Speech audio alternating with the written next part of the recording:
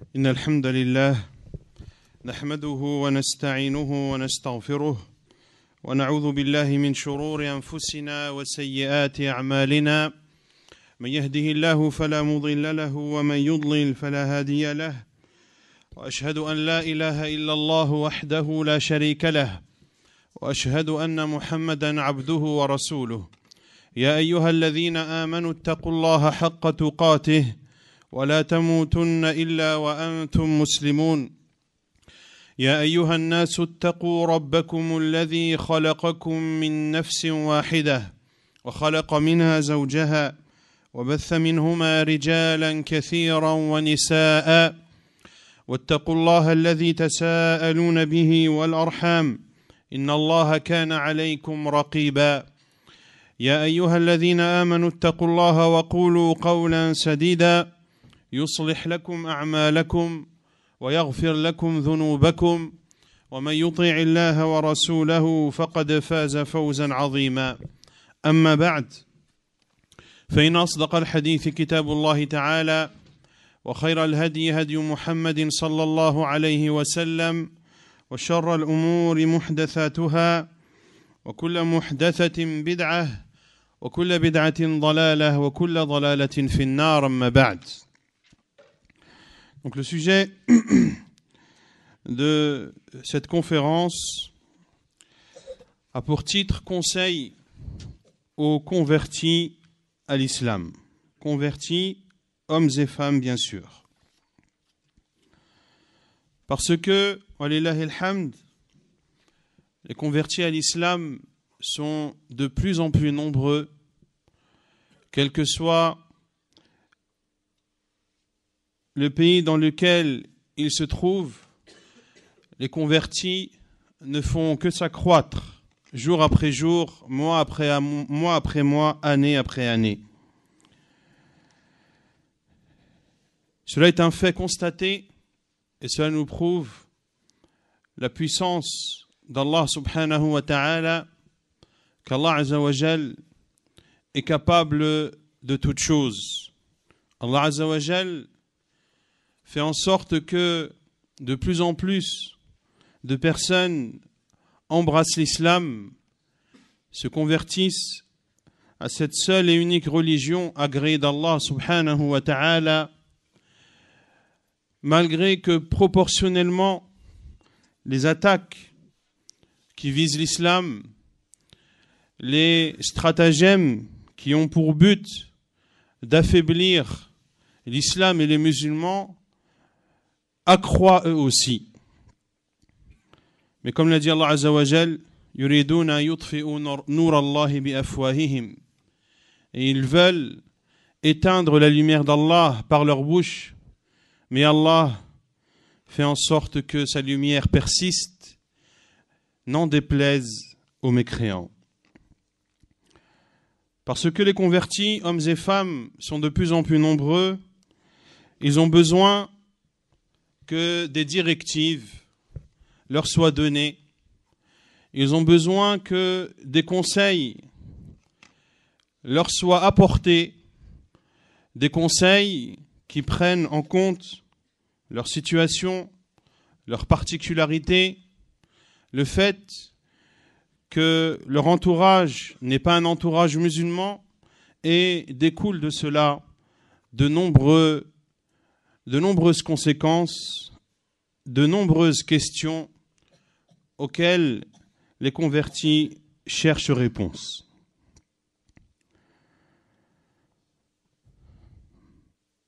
Avant de diriger ces conseils,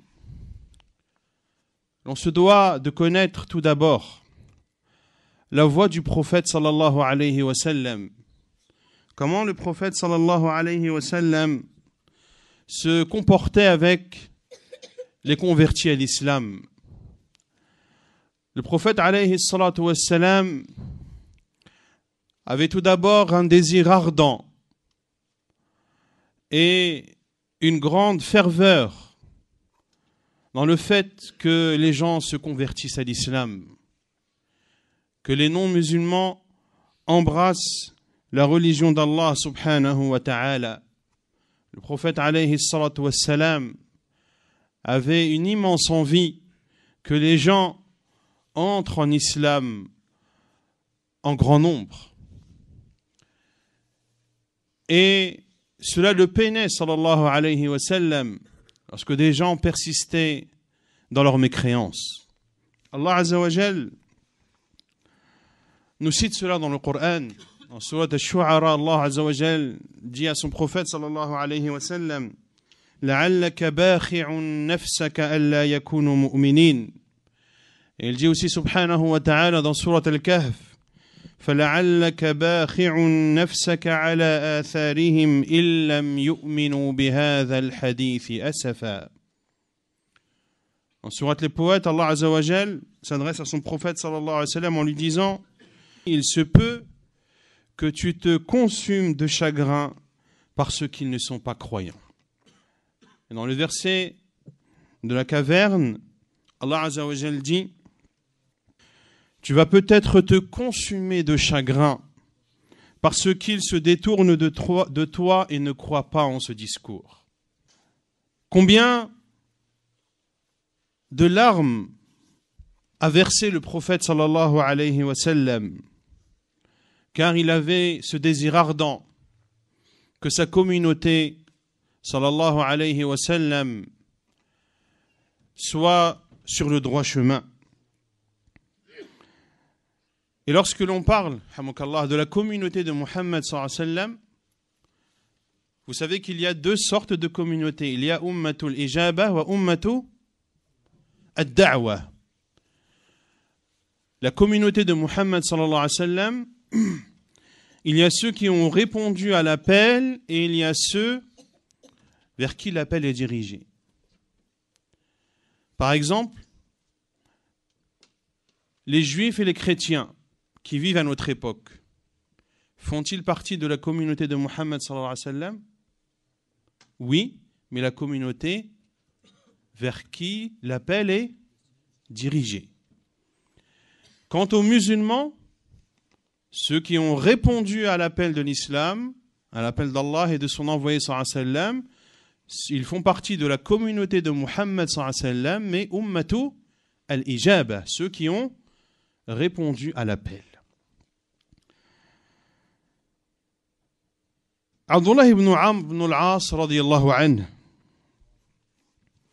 comme le rapporte l'imam Muslim dans son Sahih, rapporte que le prophète sallallahu alayhi wa sallam a récité la parole d'Allah Azza wa Jal: Rabbi innahunna adlalna kathiran minan nas faman tabi'ani fa innahu minni wa man 'asani fa innaka ghafurur rahim. Le prophète sallallahu alayhi wa sallam a récité la parole d'Allah Azza wa Jal dans surat Ibrahim: ô mon Seigneur, elles ont égaré beaucoup de gens, en parlant ici des idoles. Quiconque me suit est des miens. Quant à celui qui me désobéit, c'est toi le pardonneur, le très miséricordieux. Puis le prophète sallallahu alayhi wa sallam a levé ses mains et a dit: ô Allah, ma communauté, ô Allah, ma communauté. Puis il s'est mis à pleurer sallallahu alayhi wa sallam. Allah Azza wa Jalla a dit: ô Jibril, rends-toi chez Muhammad et ton Seigneur est celui qui connaît toutes choses. Rends-toi chez Muhammad et demande-lui ce qui le fait pleurer. Jibril alayhi salam est venu voir le prophète sallallahu alayhi wa sallam. Il lui a posé la question. Le prophète sallallahu alayhi wa sallam lui a répondu. Puis Allah Azza wa Jalla dit: ô Jibril, retourne chez Muhammad et dit: inna sanurdika fi ummatika wa la nasu'uk. Et dis-lui: nous allons te satisfaire par ta communauté et tu ne seras pas mécontent. Ainsi donc était le prophète sallallahu alayhi wa sallam. Il avait ce souci vis-à-vis de sa communauté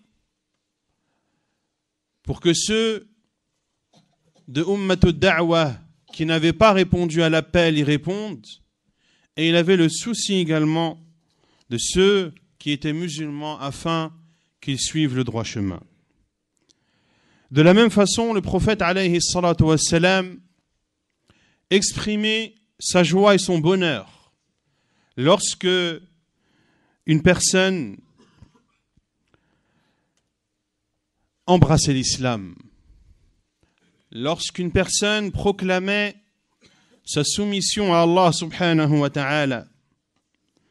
Il disait sallallahu alayhi wa sallam: Walladhi nafsu Muhammadin biyadih, inni la arju an takunu nisfa ahli al-jannah. Le prophète sallallahu alayhi wa sallam disait: par celui qui détient l'âme de Muhammad entre ses mains, j'espère que vous serez la moitié des gens du paradis. Le prophète alayhi salatu wassalam était extrêmement heureux de la conversion de Adi ibn Hatim et de la conversion de Ikrima ibn Abi Jahl radiyallahu anhuma. Il disait sallallahu alayhi wa sallam: Touba liman hudiya ila al-islam wa kana aishuhu kafafan wa qana'. Touba, qui est un arbre du paradis, à celui qui est guidé à l'islam, puis connaît une vie dans laquelle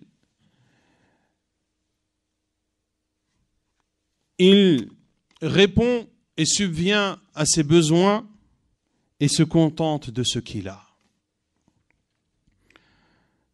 Et dans le hadith de Anas ibn Malik, que vous connaissez tous, le hadith est rapporté par l'imam al-Bukhari dans son Sahih, lorsqu'un enfant juif qui était au service du prophète sallallahu alayhi wa sallam est tombé malade, le prophète alayhi salatu wa sallam est parti lui rendre visite. Il s'est assis sallallahu alayhi wa sallam au niveau de sa tête, puis il lui a dit: convertis-toi à l'islam, embrasse l'islam. Cet enfant a regardé en direction de son père qui était à ses côtés, et son père lui a dit: Ati' Abul Qasim, obéis à Abul Qasim, qui était la kunya du prophète sallallahu alayhi wa ala alihi wa sallam. Et entre parenthèses, la kunya du prophète sallallahu alayhi wa sallam, il est le seul à pouvoir la détenir. Comme il a dit sallallahu alayhi wa sallam: Tasammau bismi wa la takannau bikunyati. Appelez-vous par mon nom, mais ne prenez pas ma kunya. Donc la kunya de Abul Qasim est propre au prophète sallallahu alayhi wa ala alihi wa sallam. Obéis à Abul Qasim, lui dit son père. Il s'est alors converti à l'islam, a proclamé les deux attestations. Le prophète sallallahu alayhi wa sallam est sorti de chez lui en disant: Alhamdulillahi alladhi anqadhahu minan nar. Louange à Allah qui l'a préservé de l'enfer. Et dans la version d'Abu Daoud, le prophète sallallahu alayhi wa sallam a dit: Alhamdulillahi alladhi anqadhahu bi minan nar. Louange à Allah qui, par ma cause, l'a préservé de l'enfer. Ce qui montre également la grande ferveur qu'avait le prophète sallallahu alayhi wa sallam au fait que les gens embrassent l'islam, ce par quoi l'a qualifié Allah Azza wa Jal dans Surat al-Ma'idah, dans Surat al-Tawbah afwan, où Allah Azza wa Jal dit: لقد جاءكم رسول من أنفسكم عزيز عليه ما عنتم حريص عليكم بالمؤمنين رؤوف رحيم. Certes, un messager pris parmi vous est venu à vous auquel pèsent lourd les difficultés que vous subissez, qui est plein d'attention à votre égard et qui est compatissant et miséricordieux envers les croyants. Ainsi était le prophète alayhi salatu wassalam. Pesait lourd pour lui les difficultés que sa communauté subissait. C'est-à-dire que lorsqu'il subissait un mal, eh bien le prophète sallallahu alayhi wa sallam éprouvait de la douleur également pour eux. Il était plein d'intentions à leur égard. Le prophète sallallahu alayhi wa sallam aimait pour sa communauté le bien et faisait en sorte de leur apporter ce bien. De la même façon que le prophète sallallahu alayhi wa sallam détestait pour eux le mal et faisait en sorte de les éloigner de celui-ci. Bil mu'minina ra'ufur rahim. Il était sallallahu alayhi wa sallam compatissant et miséricordieux envers les croyants. Le prophète alayhi salatu wa salam, parce qu'il avait cette attention et cette affection et ce désir ardent que les gens embrassent l'islam, n'hésitez pas à invoquer Allah Azza wa Jal pour guider un tel et un tel. Dans le hadith d'Abdullah ibn Abbas, le prophète sallallahu alayhi wa sallam a dit: Ô Allah, Allahumma a'izz al-islam bi ahabbi hadhayn ar-rajulayn ilayk, bi Abi Jahl ou bi Umar ibn al-Khattab radiyallahu anhu. Le prophète sallallahu alayhi wa sallam a dit: Ô Allah, renforce l'islam par celui de ces deux hommes qui est le plus aimé chez toi, par Abu Jahl ou par Umar ibn al-Khattab. Ceci était la première invocation du prophète sallallahu alayhi wa sallam. Puis par la suite, le prophète alayhi salatu wa sallam a invoqué cette même invocation, mais l'a consacrée uniquement et spécialement à Umar ibn al-Khattab radiyallahu anhu. Le premier hadith dans lequel le prophète sallallahu alayhi wa sallam parle d'Abu Jahl et de Umar ibn al-Khattab est le hadith d'Abdullah ibn Abbas rapporté par At-Tirmidhi dans ses Sunan. L'autre hadith est le hadith de Aïcha radiyallahu anha rapporté par l'imam Ibn Majah dans ses Sunan, où le prophète sallallahu alayhi wa sallam a dit: Allahumma a'izz al-islam bi Umar ibn al-Khattab khassa. Ô Allah, renforce l'islam par Umar ibn al-Khattab de façon particulière. Le prophète alayhi salatu wa sallam aidait les convertis à l'islam. Et le prophète sallallahu alayhi wa sallam n'hésitait pas à leur annoncer les bonnes nouvelles. Dans le hadith de Amr ibn al-As radiyallahu anhu, et le hadith est rapporté par l'imam Muslim dans son Sahih, lorsque Amr ibn al-As radiyallahu anhu était sur le lit de mort. Il pleura beaucoup radiyallahu anhu. Et tournait son visage vers le mur, et son fils lui disait: Ô père, le prophète sallallahu alayhi wa sallam ne t'a-t-il pas annoncé la bonne nouvelle de telle et de telle chose? Ne t'a-t-il pas annoncé la bonne nouvelle de telle et de telle chose?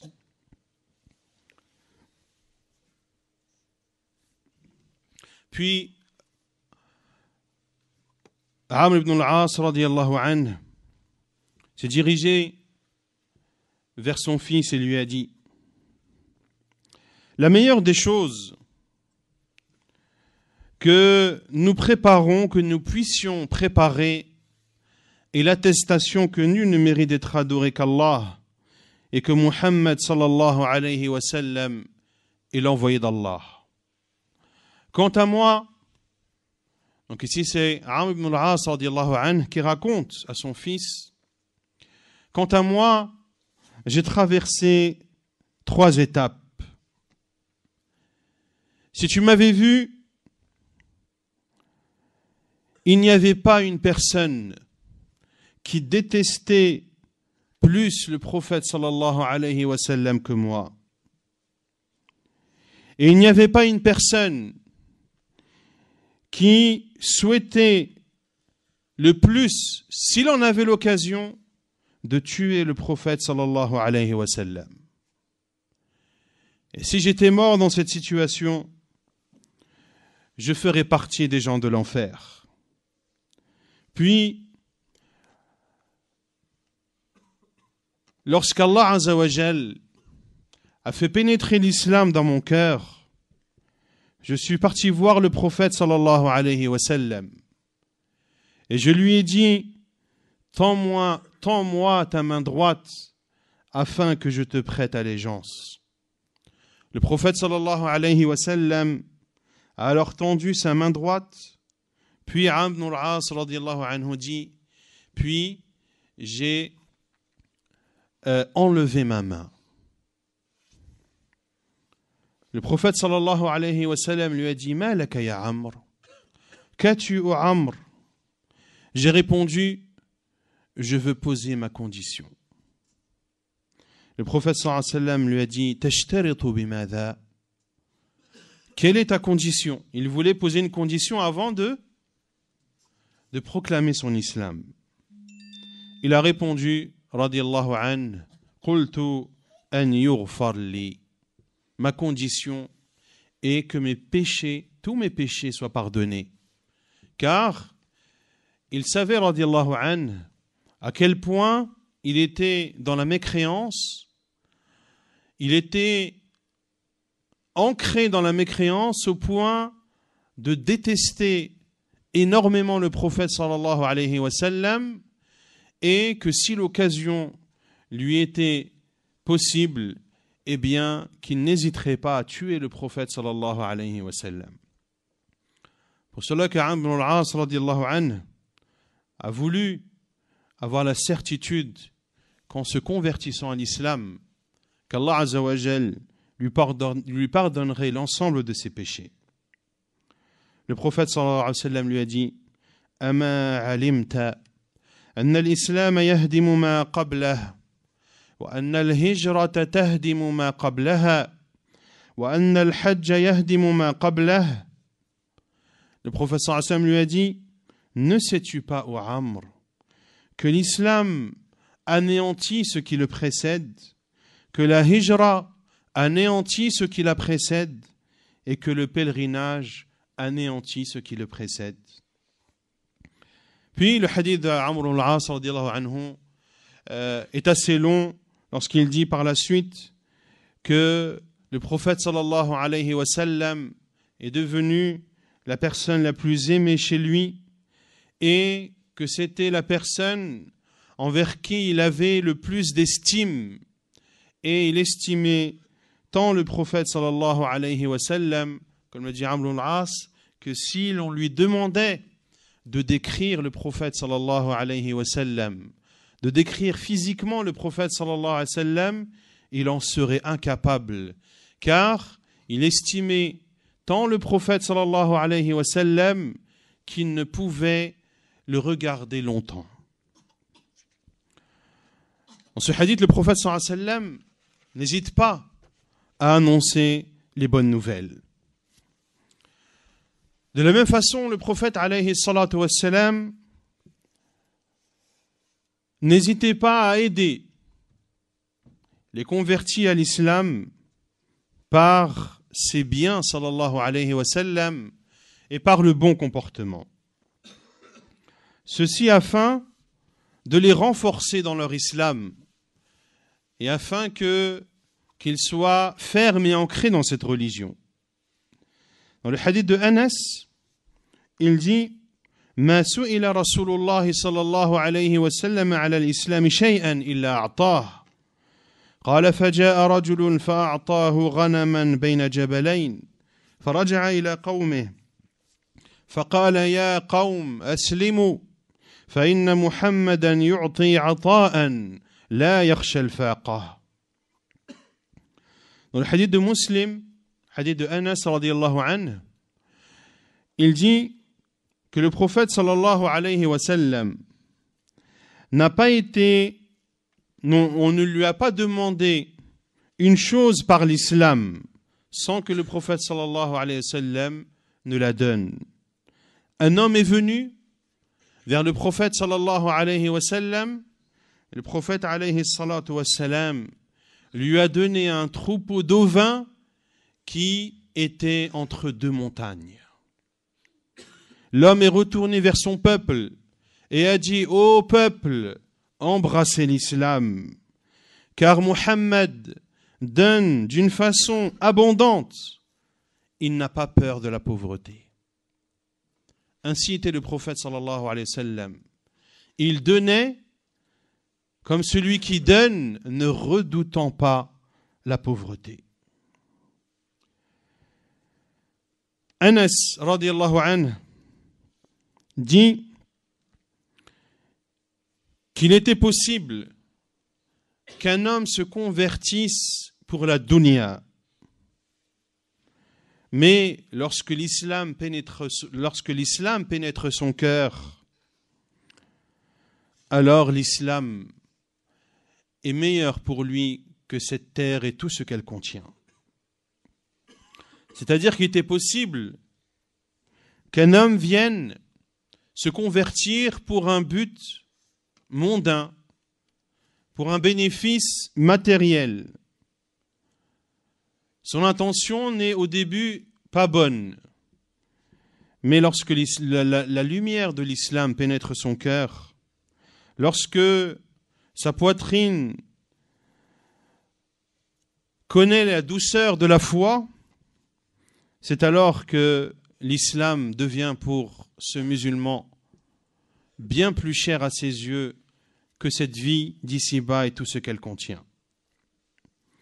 Le prophète alayhi salatu wassalam donnait également à ceux qui étaient hésitants ou à ceux dont la foi était faible.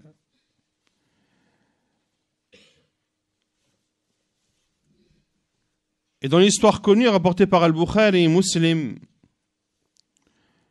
le prophète sallallahu alayhi wa sallam, lors d'une bataille, a donné la majeure partie du butin à des musulmans parmi Quraysh. Et ceci avait peiné quelques personnes parmi l'Ansar. Et le prophète sallallahu alayhi wa sallam a justifié cela en disant: Inni u'ti Qurayshan ata'allafuhum li'annahum hadithu ahdin bi jahiliyyah. Je donne à Quraysh dans le but qu'ils soient satisfaits, car ils sortent fraîchement de la période anté-islamique. Puis le prophète sallallahu alayhi wa sallam a dit aux Ansar, afin de les consoler et de leur montrer que ce qu'ils ont en leur possession ou auprès d'eux est meilleur que ce que le prophète sallallahu alayhi wa sallam a donné à Quraysh. Le prophète sallallahu alayhi wa sallam leur a dit: n'êtes-vous pas satisfaits qu'ils repartent avec des biens et que vous retourniez chez vous avec le prophète sallallahu alayhi wa sallam en votre compagnie? Ils ont dit: bien sûr, ô envoyé d'Allah. Le prophète alayhi salatu wa sallam faisait même des concessions lorsqu'il s'agissait d'une conversion à l'islam. Il y a de nombreux hadiths à ce sujet. Tout d'abord,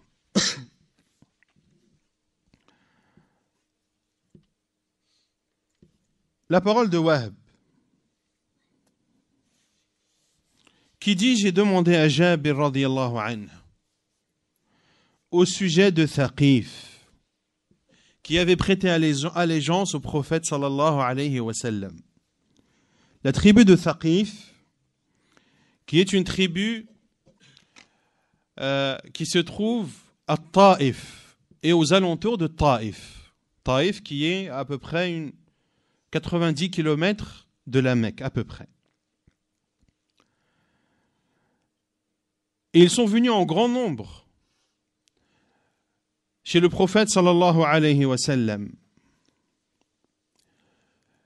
Et Wahb a demandé à Jabir radiallahu anhu au sujet de Thaqif, de la tribu de Thaqif, qui est venu prêter allégeance au prophète sallallahu alayhi wa sallam. Jabir a dit que la tribu de Thaqif ont posé leurs conditions. Et leurs conditions étaient qu'ils ne donnaient pas d'aumône et qu'ils ne faisaient pas de jihad. Et il a entendu le prophète sallallahu alayhi wa sallam dire Sayatasaddaquna wa yujahiduna idha aslamu. Le prophète sallallahu alayhi wa sallam a accepté leur islam malgré ces conditions. Et Jabir radiallahu anhu a dit, et le prophète sallallahu alayhi wa sallam a dit, ils donneront les aumônes et ils combattront dans le sentier d'Allah lorsqu'ils seront convertis. Dans le hadith de Anas, rapporté par l'imam Ahmed dans son Musnad et authentifié par Sheikh al-Albani, rahimahullah, un homme est venu que le prophète sallallahu alayhi wa sallam a dit à un homme, Aslim, embrasse l'islam. L'homme a dit, je me sens contraint. Je me sens contraint. Le prophète sallallahu alayhi wa sallam lui a répondu, Aslim wa in kunta kariha. Embrasse l'islam même si tu es contraint. Et les savants l'ont déduit de la véracité, de l'authenticité de l'islam de celui qui se convertit par la contrainte.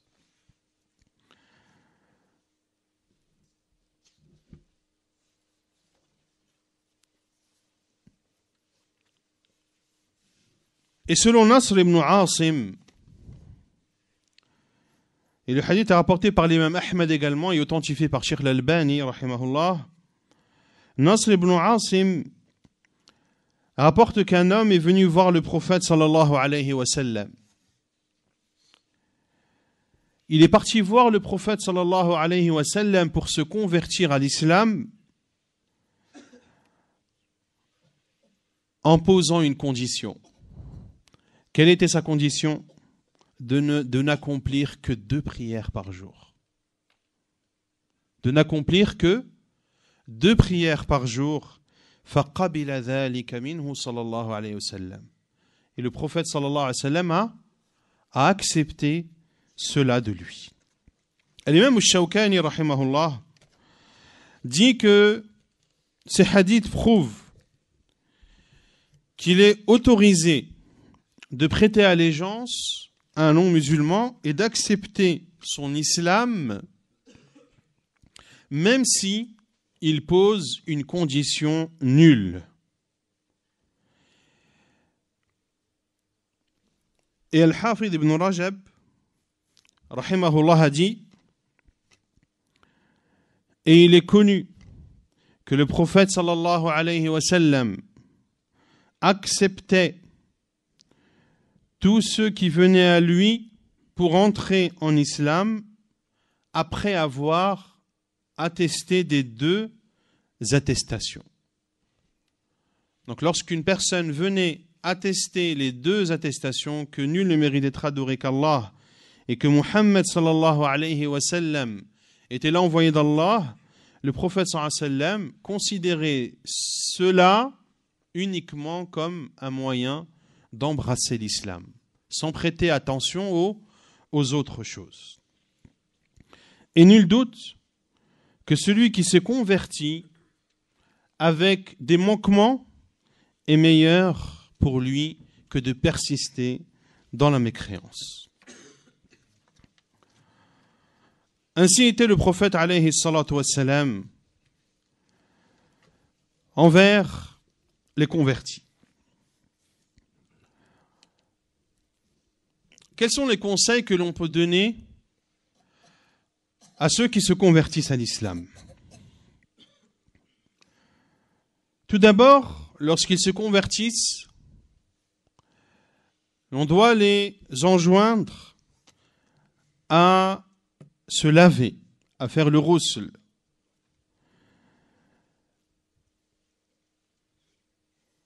Et il y a plusieurs hadiths à ce sujet. Le premier hadith est le hadith de Qais ibn Asim, radiyallahu anhu, rapporté par l'imam Muslim dans son Sahih. Lorsqu'il s'est converti à l'islam, le prophète sallallahu alayhi wa sallam lui a ordonné de se laver avec de l'eau et du jujubier. Bima'in wa sidr. Donc il est recommandé à celui qui se convertit, et il y a une divergence des savants sur l'obligation de ce lavage ou son caractère préférentiel. Ala kulli hal, comme je le dis souvent, l'on doit avoir le réflexe, lorsque une sunna du prophète sallallahu alayhi wa sallam nous parvient, de la mettre en pratique et de ne pas avoir cet automatisme et de répondre oui, mais est-ce que c'est obligatoire ou est-ce que c'est recommandé? Allah Azza wa Jalla dit wa ma atakumur rasulu fakhudhuhu. Ce que le prophète sallallahu alayhi wa sallam vous apporte, prenez-le. C'est ce réflexe que l'on doit avoir, de dire sami'na wa ata'na, nous avons entendu et nous obéissons. Ensuite, si pour une raison ou une autre tu n'as pas pu faire cette sunna, ou si une situation s'est présentée à toi et t'amène à te poser la question sur cette sunna que tu as mis en pratique du prophète sallallahu alayhi wa sallam, est-ce une obligation ou une recommandation? Dans ce cas, oui. Il est pour toi utile de savoir si elle est obligatoire ou non. Mais lorsque tu apprends, lorsque l'on t'enseigne une sunna du prophète sallallahu alayhi wa sallam, efforce-toi de la mettre en pratique de façon inconditionnelle. L'autre preuve est le hadith d'Abu Huraira radiyallahu anhu, rapporté par l'imam Abu Daoud dans ses Sunan et authentifié par Sheikh al-Albani, qui est l'histoire de Thumama ibn Uthal. Thumama ibn Uthal radiyallahu anhu. Son histoire est longue, je vous la résume. Thumama ibn Uthal était le chef de la tribu de Hanif. Il a été fait prisonnier par des cavaliers du prophète sallallahu alayhi wa sallam qui revenaient d'une bataille. Et Thumama ibn Uthal avait tué des musulmans. Et lui était en route pour accomplir une umrah. Car les polythéistes à l'époque faisaient le hajj et la umrah, mais conformément à leur polythéisme. Il fut capturé par ces cavaliers du prophète alayhi salatu wassalam. Ils l'ont apporté à Médine et l'ont attaché à l'un des piliers de la mosquée du prophète sallallahu alayhi wa sallam. Et entre parenthèses, les savants l'ont déduit de ce hadith qu'il est autorisé à un non-musulman d'entrer dans une mosquée. Puis le prophète sallallahu alayhi wa sallam est rentré et a dit: savez-vous qui avez-vous capturé? C'est Thumama ibn Uthal. Et le prophète sallallahu alayhi wa sallam le connaissait. Et il a ordonné à ses compagnons radiyallahu anhum de prendre soin de ce prisonnier. Le prophète sallallahu alayhi wa sallam a ordonné que l'on lui donne le lait de sa chamelle le matin et le soir. Le prophète sallallahu alayhi wa sallam a dit: que proposes-tu, ô Thumama? Il a répondu: soit tu me tues et mon sang te coûtera cher, car c'était le chef de sa tribu. Et si le prophète sallallahu alayhi wa sallam le tuait, eh bien, il risquait de faire face et de répondre du prix du sang que lui demanderait sa tribu. Soit tu me lâches et cela, je t'en serai reconnaissant. Ou soit tu veux des biens, demande-moi ce que tu veux. Le prophète sallallahu alayhi wa sallam l'a laissé ainsi. Il ne lui a pas répondu. Le deuxième jour, le prophète sallallahu alayhi wa sallam lui a dit « Que proposes-tu au Thumama ?» Il a répondu « Je te propose les 3 choses que je te proposais hier. » Le troisième jour, le prophète sallallahu alayhi wa sallam a dit « Que proposes-tu au Thumama ?» Il a répondu la même chose et le prophète sallallahu alayhi wa sallam a ordonné à ses compagnons de le libérer.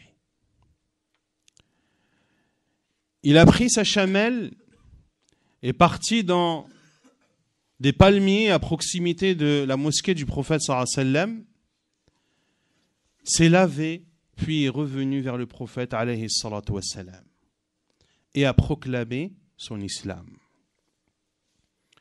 Et il a dit au prophète sallallahu alayhi wa sallam, il n'y avait pas un visage plus détesté chez moi que le tien. Il est aujourd'hui celui que j'aime le plus. Il n'y avait pas une religion plus détestée chez moi que la tienne. Elle est maintenant la religion la plus aimée chez moi. Puis le prophète sallallahu alayhi wa sallam a dit à ses compagnons, idhabu bihi ila ha'it bani fulan famuruhu an yartasil. Apportez-le vers la maison des fils d'un tel et ordonnez-lui de se laver. Et ordonnez-lui de se laver. Et l'on verra également, à la suite de cette histoire de Thumama, dans un autre sujet, que l'on déduit une autre chose de l'histoire de Thumama ibn Uthal, radiyallahu ta'ala anhu. Également, ce qui est recommandé, c'est de se raser les cheveux. Et la preuve est le hadith de Uthaym ibn Kulayb, selon son père, selon son grand-père, qu'il est venu vers le prophète sallallahu alayhi wa sallam et a dit « Qad aslamt » je me suis converti à l'islam.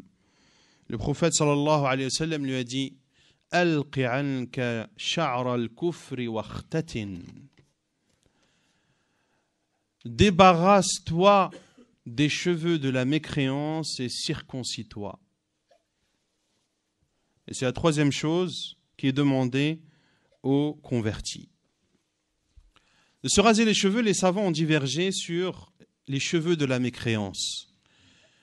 Certains savants ont dit ce sont les cheveux qui ont une forme qui ont la forme des cheveux des mécréants, qu'on a laissé pousser de telle sorte qu'ils ressemblent à la chevelure des non-musulmans. Comme par exemple des hindous ou autres qui laissent une mèche de leurs cheveux qu'ils ne coupent jamais. Ils vont couper et raccourcir les autres endroits de leur tête, mais il y a une mèche qu'ils laisseront particulièrement. Ceci peut être assimilé à une coiffure des non-musulmans. D'autres savants ont dit qu'il se doit de se débarrasser de ses cheveux car ses cheveux ont poussé dans la mécréance. Et comme il se convertit à l'islam, il ouvre une nouvelle page dans sa vie et il doit ainsi purifier son corps et raser ses cheveux. Wakhtatin et circoncis-toi, et la circoncision, selon l'avis de la majorité des savants, est recommandée, voire obligatoire.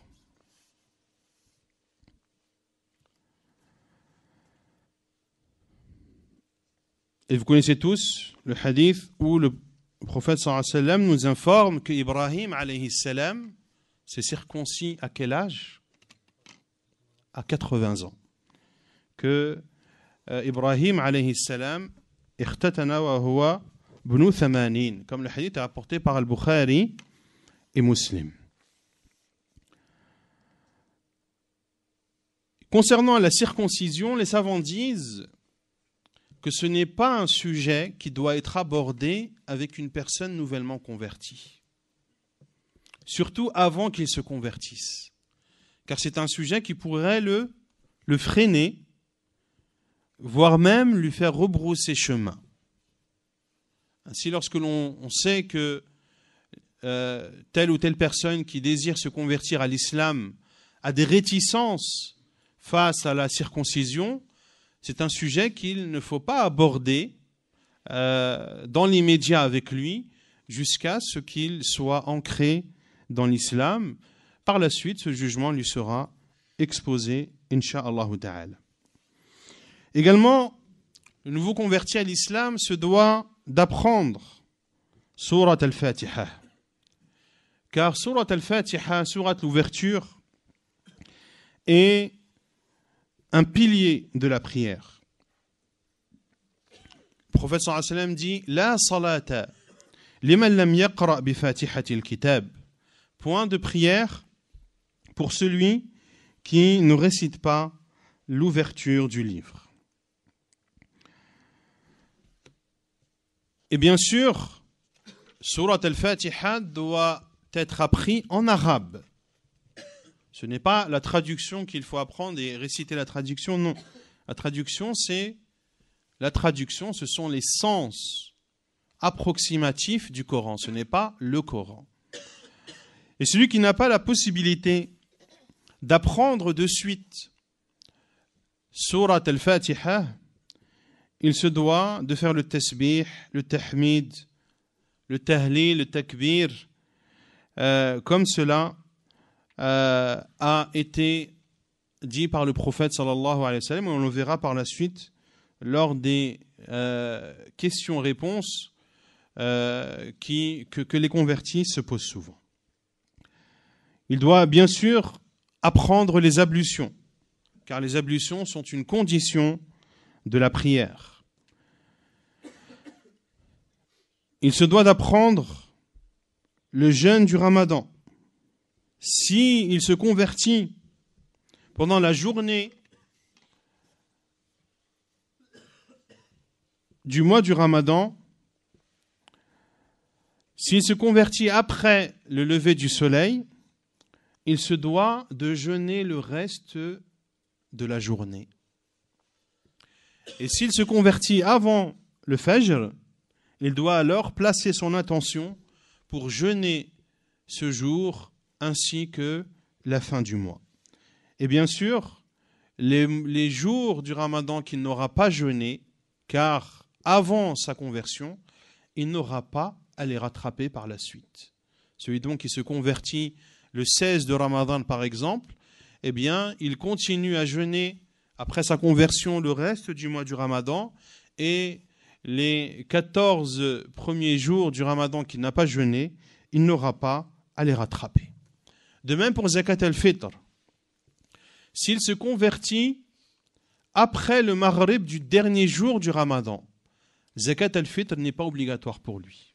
S'il se convertit avant le Maghrib, avant l'heure du Maghrib, du dernier jour du Ramadan, alors il se devra de s'acquitter de Zakat al-Fitr, qui, comme vous le savez tous, se donne en nourriture, et c'est une aumône qui est exclusivement réservée aux pauvres parmi les musulmans.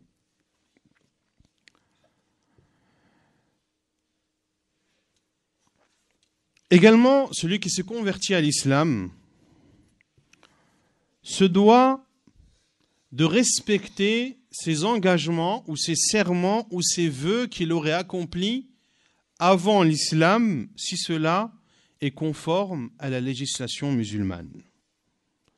Et la preuve de cela est le hadith de Abdullah ibn Omar. Le hadith est authentique, rapporté par Al-Bukhari, lorsque Omar radiallahu anhu a dit: « Ô envoyé d'Allah, Ya Rasulallah, inni nazartu fil jahiliyyati an a'takifa laylatan fil masjid al-haram.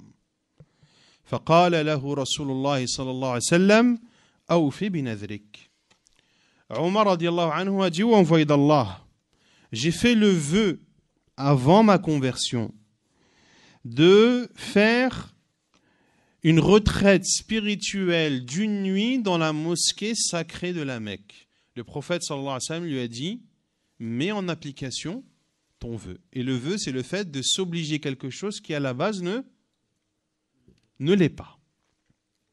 Et le vœu peut être conditionnel ou inconditionnel. Et lorsqu'il est conditionnel, c'est là où le prophète sallallahu alayhi wa sallam a dit « Innama yustakhraju minal bakhil ». Lorsqu'il est conditionné, c'est là où le prophète sallallahu alayhi wa sallam dit que ce vœu émane d'un avare. Lorsque tu dis par exemple « Si Allah fait en sorte que je réussisse mon examen, je jeûnerai une semaine ». Tu conditionnes ton vœu au fait qu'Allah Azza wa Jal te fasse en sorte que tu réussisses ton examen. Ce vœu émane d'un avare. Et il y a le vœu inconditionnel. Par exemple, je fais le vœu à Allah de jeûner une semaine. Là, il devient obligatoire pour toi de jeûner une semaine. Et Allah Azza wa Jal a cité parmi les caractéristiques des croyants, yufuna bin nadhr. Ils mettent en application leurs vœux. Al-Hafid ibn Hajar dit, rahimahullah, que dans ce hadith, il y a la preuve que le vœu, lorsqu'on fait le vœu de faire une adoration de quelque chose recommandé en islam, que cela doit être mis en pratique même si ce vœu a été fait avant la conversion. Et l'autre preuve, et on revient ici au hadith de Thumama ibn Uthal radiyallahu anhu, après sa conversion, il a dit au prophète alayhi salatu wassalam, ô envoyé d'Allah, tes cavaliers m'ont fait prisonnier alors que je me rendais pour accomplir une umrah. Que vois-tu? Le prophète sallallahu alayhi wa sallam lui a annoncé la bonne nouvelle de sa conversion et lui a ordonné d'accomplir sa umrah. Alors qu'il avait cette résolution de l'accomplir quand? Avant sa conversion. Dans l'histoire de Thumama, lorsqu'il est arrivé à la Mecque, radiyallahu anhu, les polythéistes ont appris sa conversion. Et ils lui ont dit « Sabaut », c'est-à-dire « tu as quitté ta religion pour une autre religion ». Et ils ont dit ça, bien sûr, dans le ton du dénigrement et de l'énervement. Et il leur a dit « Non, mais je me suis soumis avec Muhammad, l'envoyé d'Allah. » Sallallahu alayhi wa sallam.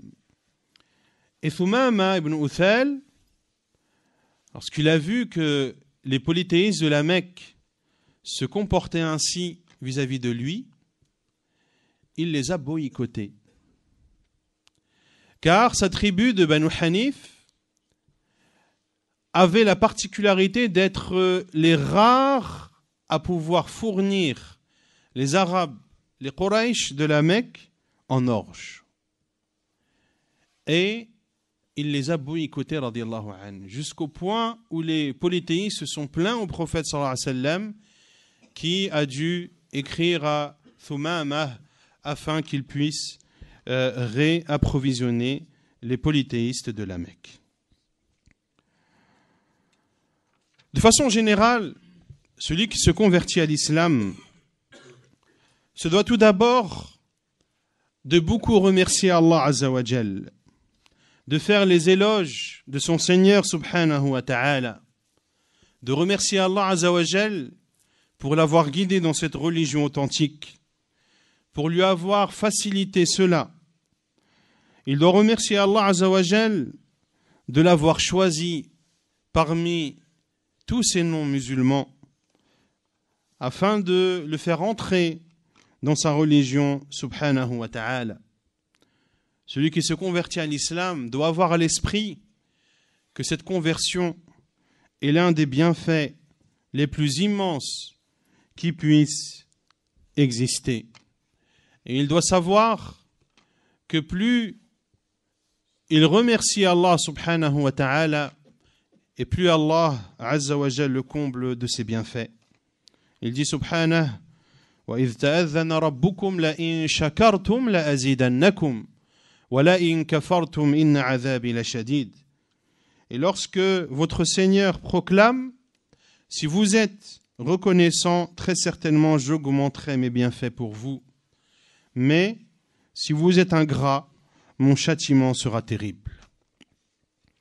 De même que celui qui se convertit à l'islam ne doit pas rappeler la conversion à l'islam comme si c'était une faveur de sa part.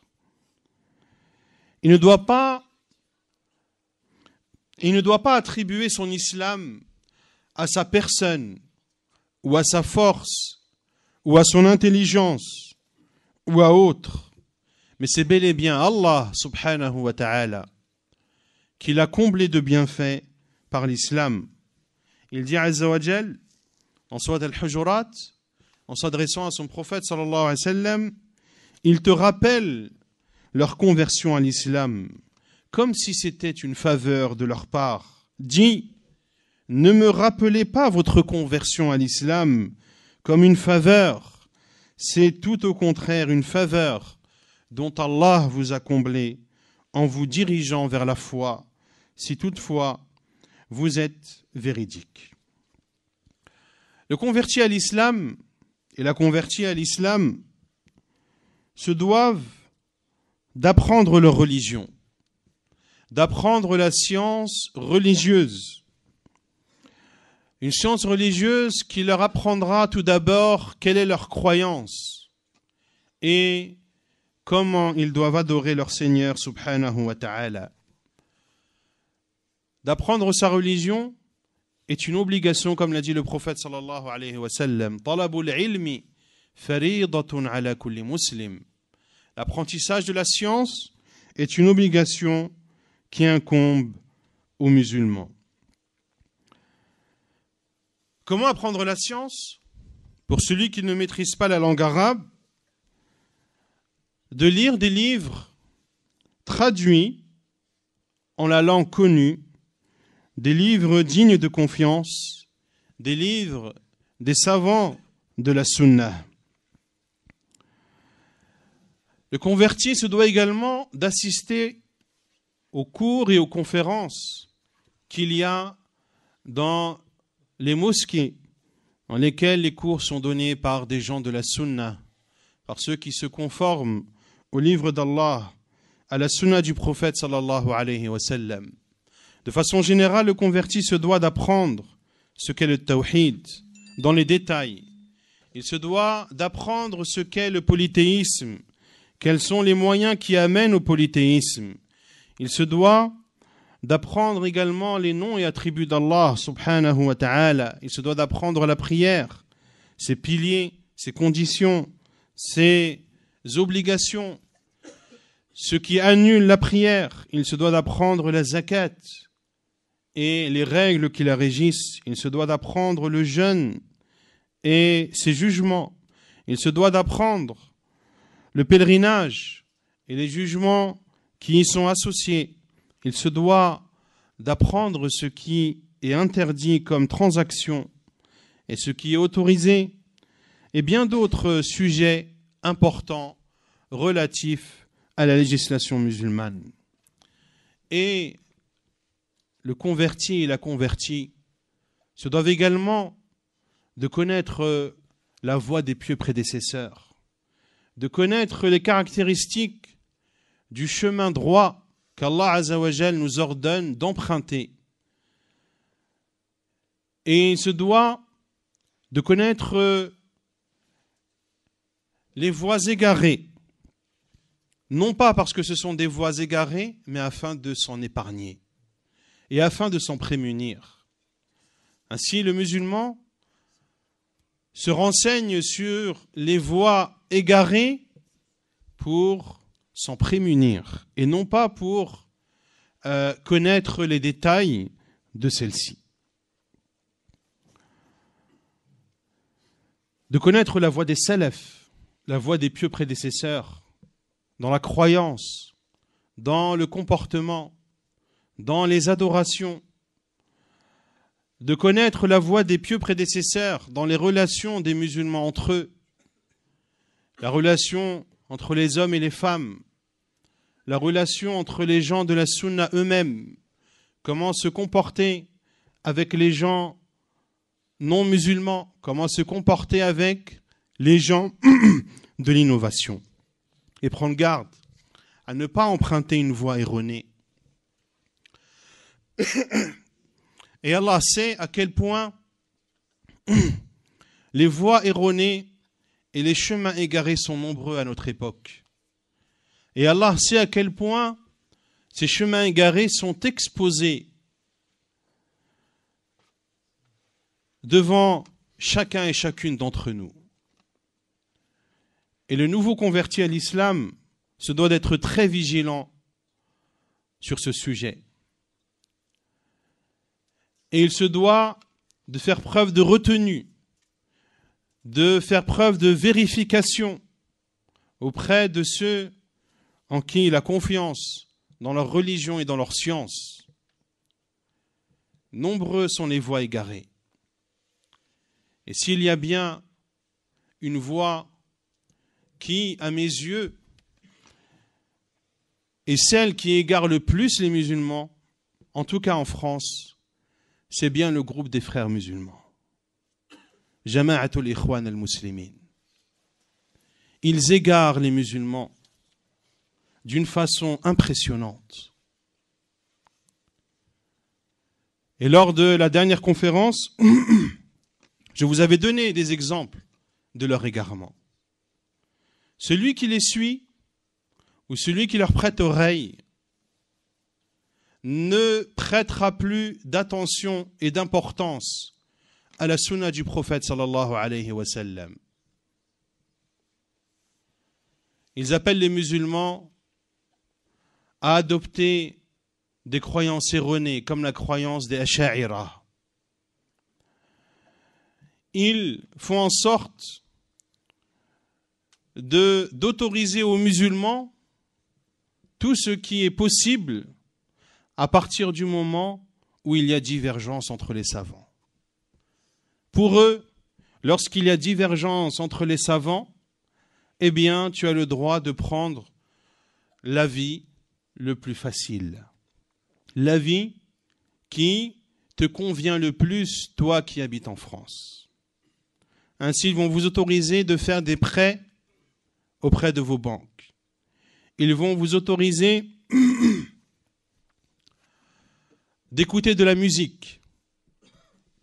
Pas plus tard qu'hier, un frère m'informe, et il a la vidéo, que dans une des mosquées du Nord, lors d'une cérémonie, une fête de mariage,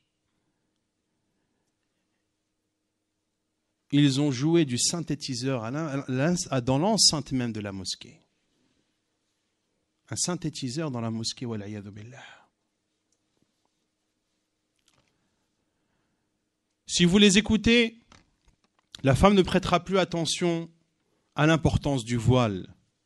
Et lorsque elle aura l'occasion de travailler, ils lui diront « Va travailler, enlève ton voile dans ton travail, et lorsque tu en sors, remets-le. » Jusqu'au point où l'un d'entre eux a dit « Et dis à ceux qui te mettent en garde d'enlever ton voile, de te donner le salaire que tu touches. Soit ils te donnent le salaire que tu touches, ou soit, je cite, tu les envoies bouler. » Pour ne pas citer Hassanik Hussein. Les têtes des frères musulmans, wal'iyadhu billah. Pas plus tard qu'il y a 2 semaines, j'apprends que pour eux, le seul acte de mariage valide, c'est le mariage à la mairie. Et que celui qui fait, entre guillemets, le halal, que cela n'est pas un mariage. Et que ceux qui font le halal, et quand on parle de halal, c'est le mariage religieux, avec toutes les conditions réunies. L'accord du tuteur, la présence de 2 témoins, al-ijab ou al-qaboul, l'échange entre le prétendant et le tuteur, et le versement de la dot ou le fait de définir la dot. C'est le mariage religieux en islam qui est valide. Celui qui se marie religieusement, son mariage est valide. Sauf chez les frères musulmans. Ce mariage n'est pas valide. Et ils disent que ceux qui font le mariage religieux dans le but de se connaître jusqu'à faire le mariage civil, qu'ils sont dans le haram wal iyadhu billah. Prenez garde, mes frères et sœurs, au groupe des frères musulmans. Par Allah, ils égarent les musulmans. Et les convertis à l'islam se doivent particulièrement de faire attention à cette secte. Également, de faire attention à la voix de ceux qui excommunient les musulmans. Et l'on voit malheureusement que beaucoup de convertis sont influencés par cette voie du takfir, par la voie des khawarij. Et beaucoup adoptent, ou certains adoptent, les idées de Daesh, du soi-disant État islamique, sur lesquels nos savants de l'islam se sont prononcés d'une seule et même voix pour condamner ces barbares, pour condamner ces égarés qui n'hésitent pas à tuer ceux qui ne sont pas avec eux, qui n'hésitent pas à considérer mécréant celui qui n'est pas en accord avec leur idéologie. Et on les voit en Syrie, ils se tuent entre eux. Ceux qui combattent le tyran syrien, l'on voit par exemple Jabhat al-Nusra, qui est l'ennemi de Daesh. Eux, ils disent la ilaha illallah, et les autres disent la ilaha illallah. Et vous voyez ceux de Daesh qui menacent d'égorger le premier de Jabhat al-Nusra qu'ils trouveront, et les autres de faire de même, wal iyadhu billah. Éloignez-vous des voies égarées. Et pour s'éloigner des voies égarées, il faut apprendre sa religion. Et apprendre la voie authentique, qui est la voie des salaf, des pieux prédécesseurs, rahimahumullahu ta'ala.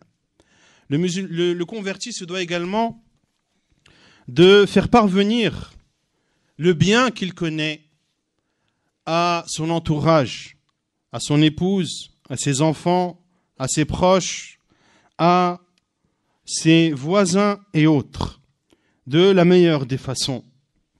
Et le converti se doit de s'abstenir, de débattre avec des personnes qui ne cherchent que la polémique, car cela peut être un danger pour le converti, de ne pas entrer dans la polémique avec ceux qui aiment la polémique, ceux qui aiment semer le doute, ceux qui aiment apporter des sujets délicats auxquels le converti ne pourra peut-être pas répondre, et cela pourrait l'affaiblir dans ses convictions.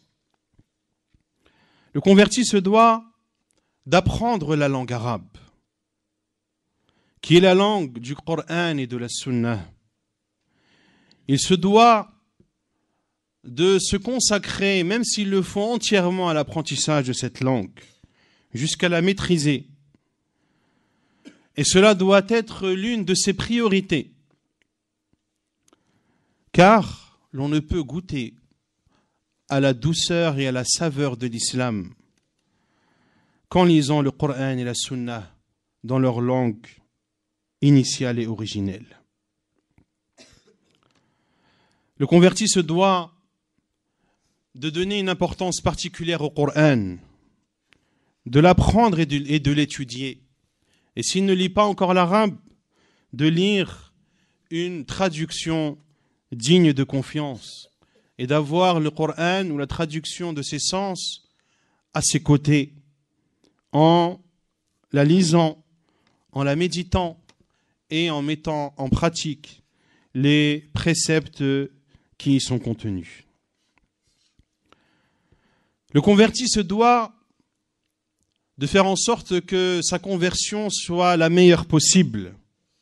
Il doit délaisser toute forme de péché, et celui qui se convertit et qui se convertit convenablement, Allah Azza wa Jal lui pardonnera ses péchés et Allah Azza wa Jal remplacera même ses péchés par des bonnes actions. فَأُولَٰئِكَ يُبَدِّلُ اللَّهُ سَيِّئَاتِهِمْ حَسَنَاتٍ. Ce sont ceux à qui Allah remplacera leurs péchés par des bonnes actions. Ainsi, celui qui se convertit ne doit pas persister dans les péchés qu'il faisait avant sa conversion, comme consommer l'alcool ou faire des choses relatant de la turpitude. Il ne doit pas consommer l'argent de l'usure, il ne doit pas tricher, il ne doit pas mentir, il ne doit pas insulter, et ainsi de suite, énumère les mauvaises actions. Le converti se doit également d'invoquer Allah Azza wa Jal pour qu'il le raffermisse dans cette religion. Il doit invoquer Allah subhanahu wa ta'ala pour le protéger de l'égarement. Il doit invoquer Allah Azza wa Jal pour le protéger de toute forme de trouble, qu'il soit apparent ou caché. Et il doit demander à Allah Azza wa Jal de le préserver de retourner un jour dans la mécréance, wal iyadhu billah.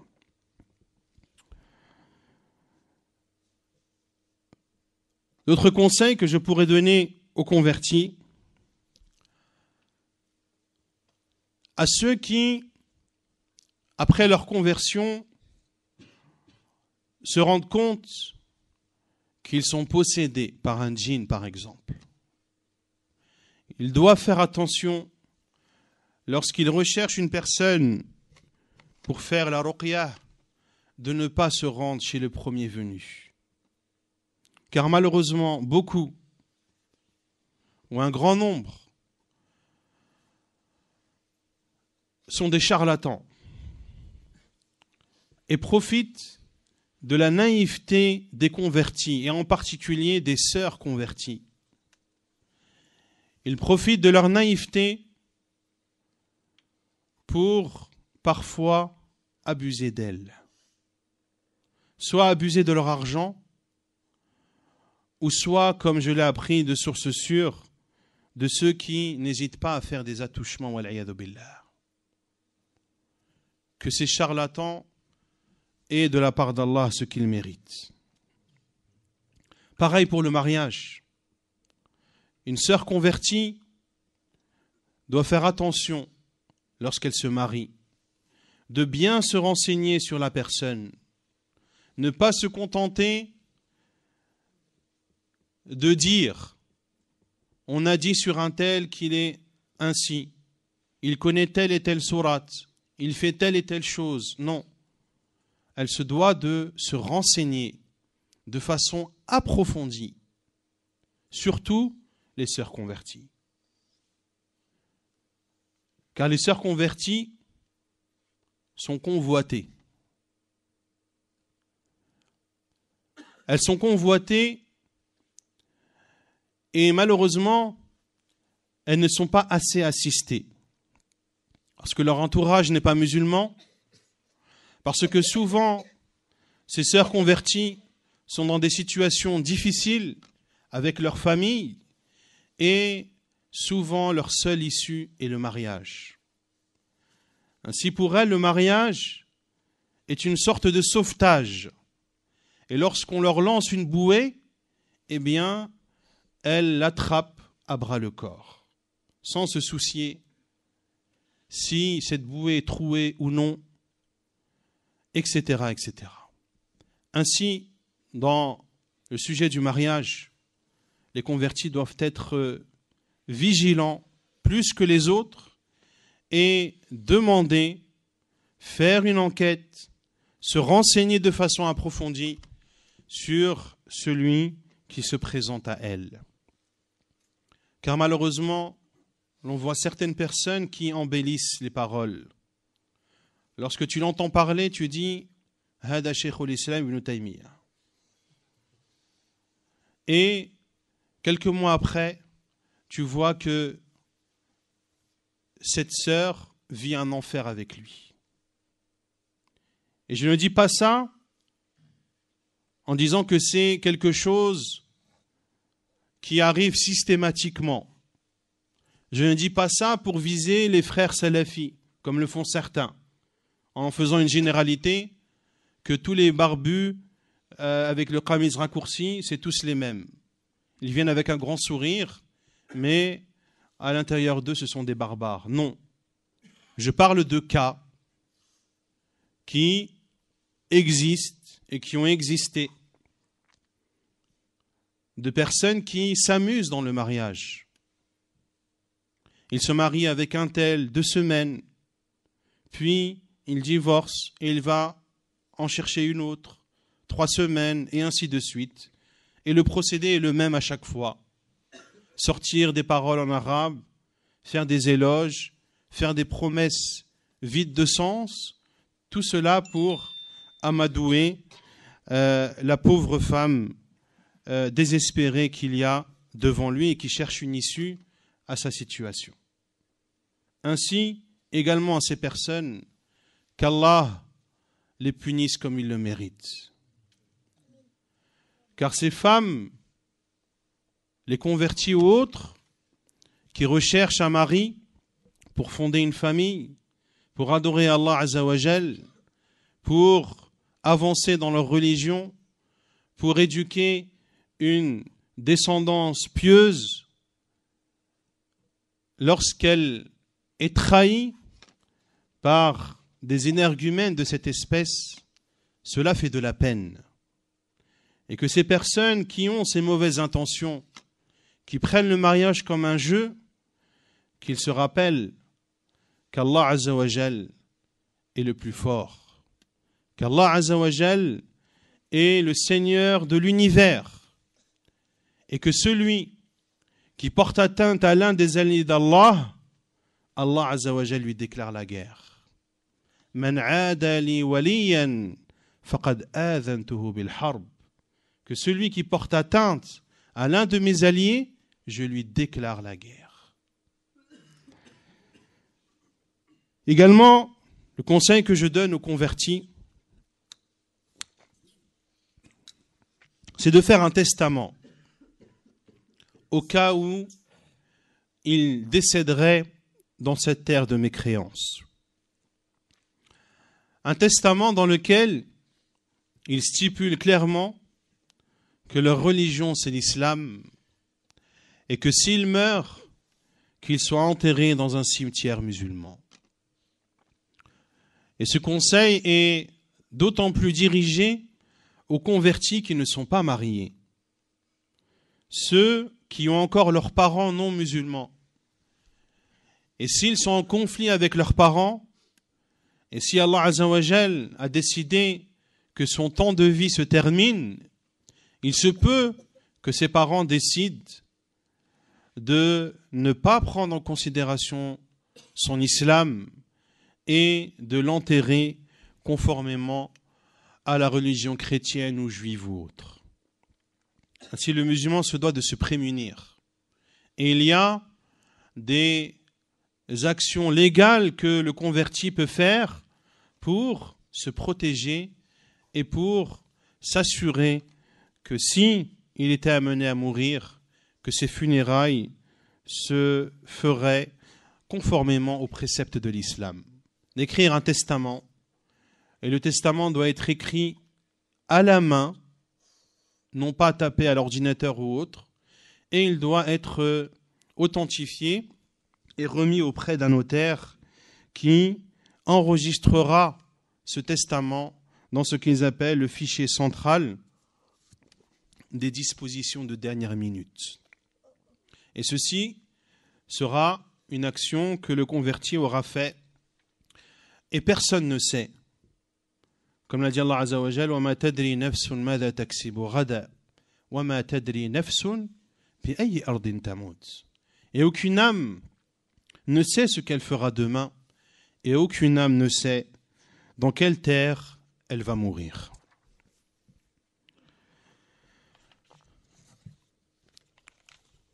Ensuite, j'ai choisi des questions que les convertis se posent souvent.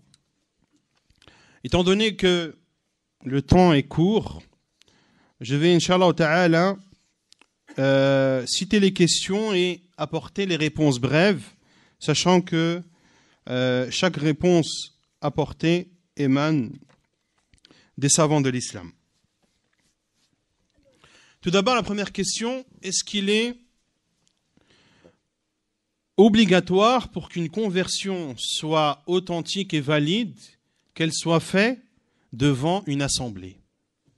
La réponse est non. La conversion, c'est une chose entre la personne et son Seigneur, subhanahu wa ta'ala. Une personne peut se convertir dans sa chambre toute seule chez elle, en prononçant l'attestation que nul ne mérite d'être adoré qu'Allah et que Muhammad sallallahu alayhi wa sallam est son envoyé. Ensuite, s'il a besoin d'officialiser son islam à travers un document, une attestation ou autre, pour se rendre par exemple à la Mecque ou pour tout autre besoin, alors dans ce cas, il se rend dans la mosquée la plus proche de chez lui et proclame son islam devant des personnes qui pourront attester et lui donner son attestation manuscrite. Le changement de nom, celui qui se convertit, lui est-il obligé de changer de nom?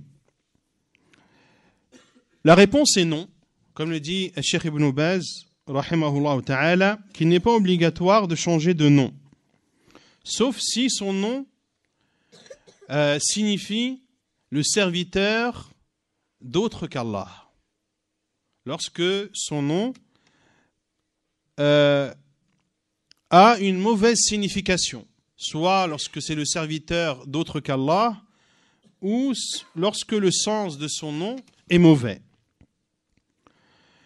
Et Cheikh Ibn Baz dit qu'il est recommandé de changer son nom étranger par, quand on dit le nom, c'est le prénom. Par le prénom étranger par un prénom musulman. Quant à dire que cela est obligatoire, non. Cela n'est pas obligatoire.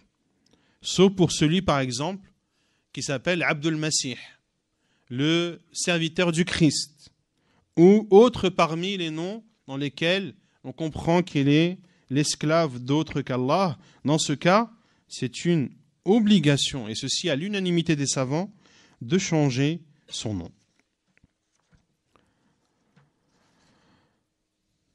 Est-ce qu'il est obligatoire pour le musulman, le converti, de laver ses ustensiles?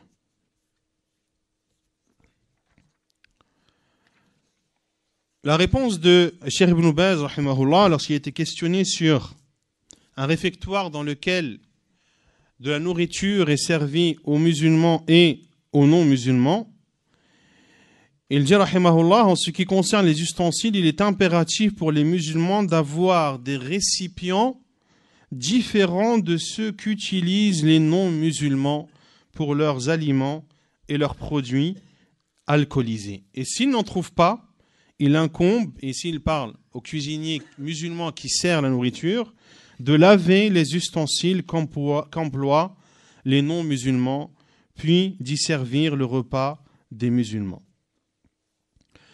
Et ceci, conformément au hadith authentique d'Abu Tha'lab al-Khushani radiyallahu anhu, qui avait questionné le prophète sallallahu alayhi wa sallam sur le fait de manger dans les récipients des polythéistes.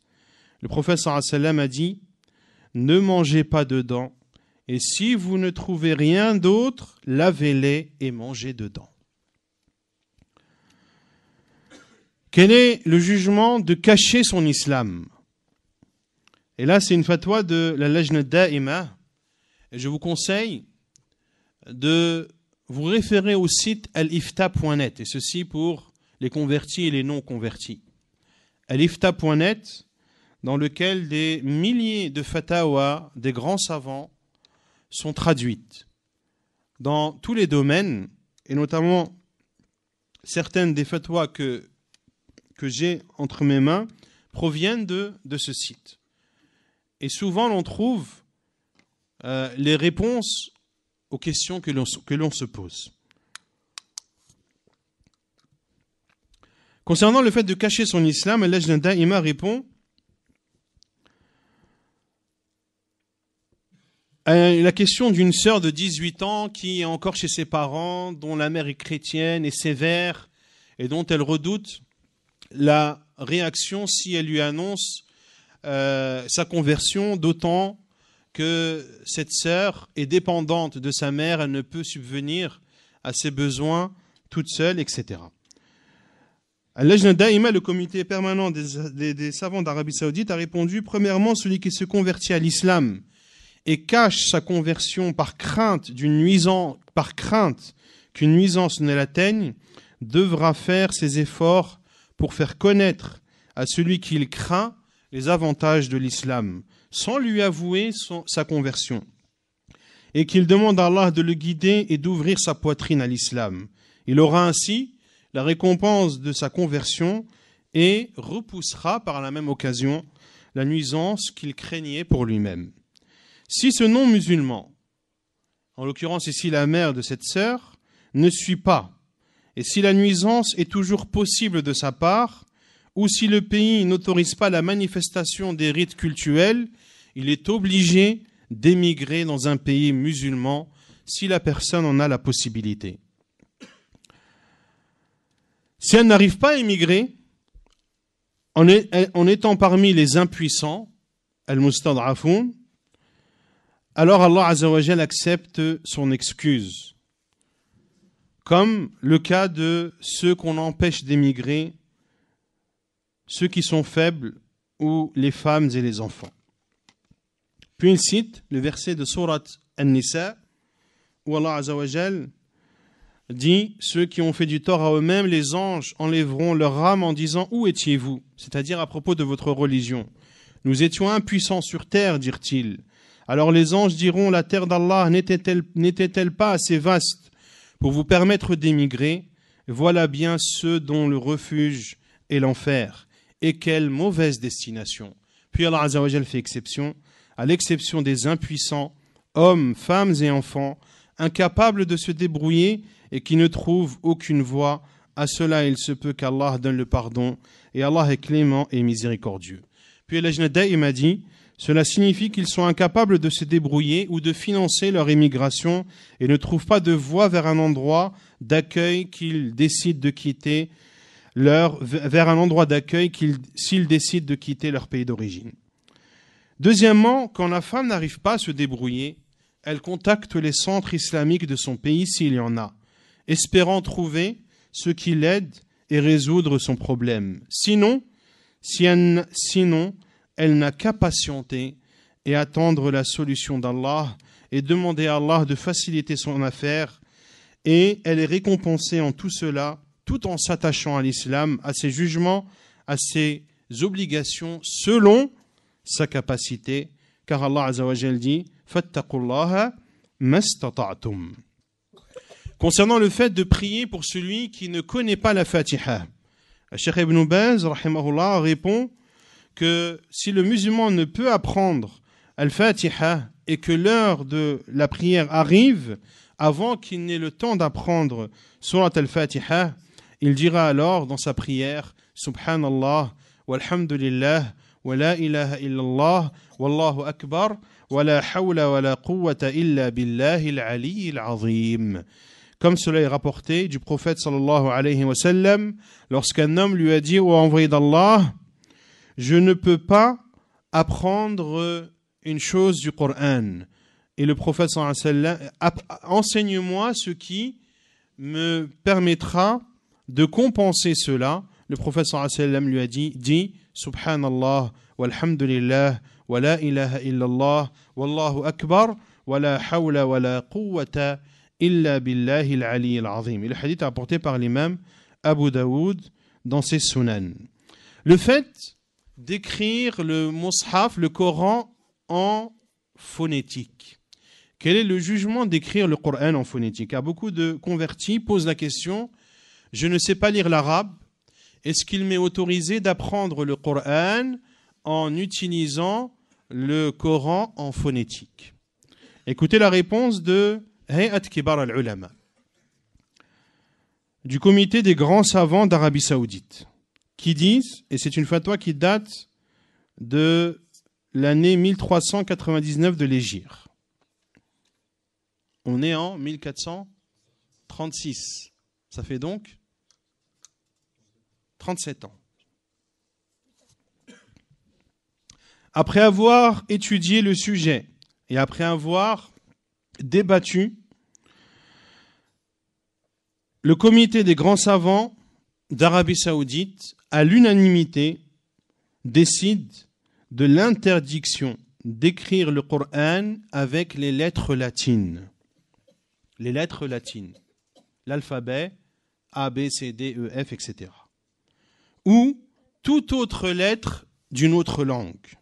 Et ceci pour les raisons suivantes. Premièrement, le Coran a été révélé en langue arabe. Une langue claire, tant dans ses lettres que dans ses sens. Allah Azza wa Jal dit, et c'est une révélation du Seigneur des mondes, qu'il a avec laquelle est descendu l'esprit digne de confiance, qui est Jibril alayhi salam, sur ton cœur, afin que tu fasses partie des avertisseurs en une langue arabe manifeste et claire. Et le fait d'écrire le Coran avec les lettres latines n'est pas appelé un Coran. Car Allah Azza wa Jal dit, et c'est ainsi que nous avons révélé en toi un Coran en langue arabe. وَكَذَلِكَ أَوْحَيْنَا إِلَيْكَ قُرْآنًا عَرَبِيًّا. Deuxièmement, le fait que le Coran a été écrit lorsqu'il a été révélé et lorsqu'il a été réuni par Abu Bakr et par Uthman radiyallahu anhuma, il a été écrit en langue arabe. Et l'ensemble des compagnons étaient d'accord sur cela.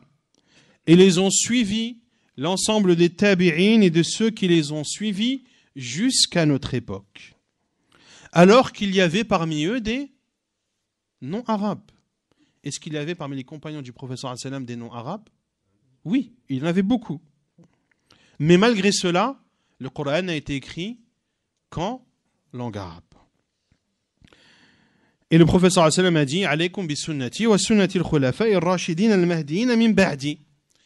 Et suivez ma sunna et la sunna de mes califes bien guidés par après moi. Ainsi, il est obligatoire de préserver cela, de préserver l'écriture du Coran en arabe uniquement. Ceci car c'est ce qui a été mis en pratique au temps du prophète sallallahu alayhi wa sallam et au temps des califes bien guidés, et ceci à l'unanimité des savants. La troisième raison est que les lettres des autres langues peuvent être modifiées ou changées par d'autres lettres. Et ainsi, l'on craint que si cette porte est ouverte, que les différentes façons, que la façon d'écrire le Coran par les lettres latines diffère également. Et si les différentes lectures et écritures diffèrent, eh bien, cela sèmera la confusion. Et les ennemis de l'islam trouveront alors un moyen de critiquer le Coran comme ils ont critiqué et falsifié les livres divins précédents. Nous devons donc interdire cela pour préserver la base de l'islam et pour fermer la porte à tout mal. La quatrième raison est que si l'on autorise cela, le Coran sera alors un jeu et un amusement. Et chacun pourra retranscrire le Coran à sa guise et selon la langue qu'il souhaite. Et ceci sèmera de la divergence et de la discorde. Nous devons donc protéger le Coran de cela, pour protéger l'islam, protéger le livre d'Allah Azza wa Jal de toute forme de futilité. Et la cinquième raison est que le fait d'écrire le Coran en autre que la langue arabe va décourager ou freiner les musulmans dans l'apprentissage de la langue arabe. Et ainsi, ils seront loin de leur Seigneur, loin de la compréhension de leur religion. La réponse est donc claire, que les livres ou les Corans en phonétique sont interdits en islam. Il est interdit d'écrire le Coran en phonétique et il n'est pas autorisé également de lire le Coran en phonétique. Et on voit la catastrophe, le résultat catastrophique de ceux qui apprennent le Coran à l'aide de Coran en phonétique. Quant à la traduction des sens du Coran, elle est autorisée, comme le dit Cheikh Ibn Baz, car c'est un besoin. Et il n'y a pas de preuve en islam qui vienne interdire le fait de retranscrire les sens du Coran, de traduire les sens du Coran. Et la preuve également que cela est autorisé, et la traduction de façon générale, est le fait que le prophète sallallahu alayhi wa sallam a ordonné à Zayd ibn Thabit d'apprendre l'hébreu afin de traduire leurs livres au prophète sallallahu alayhi wa sallam. Cela prouve qu'il est autorisé de traduire d'une langue étrangère vers l'arabe et de l'arabe vers une langue étrangère, d'autant plus qu'il y a un besoin important à cela. Est-il autorisé de donner, d'offrir à un non-musulman une copie de la traduction du Coran? La réponse est oui, cela est autorisé. Et dans la fatwa de Lajna Da'imah, la question est même plus précise. Est-il autorisé d'offrir à un non-musulman une traduction du Coran dans laquelle se trouve la totalité du Coran en arabe? Et dans la question, c'est même le Coran imprimé par l'imprimerie du roi Fahd. Le Coran traduit avec la couverture rouge, où on a une partie en arabe à droite et à gauche la partie en française. Et la réponse, c'est que cela est autorisé, car cela a le jugement des livres de tafsir, des livres d'explication du Coran. Que la traduction est en réalité une explication, une interprétation des sens du Coran. Parmi les questions qui se posent également, quel est le jugement des enfants lorsque l'un des parents se convertit? La réponse de la Lajna Da'ima est: quant aux enfants, ils suivent le parent dont la religion est la meilleure.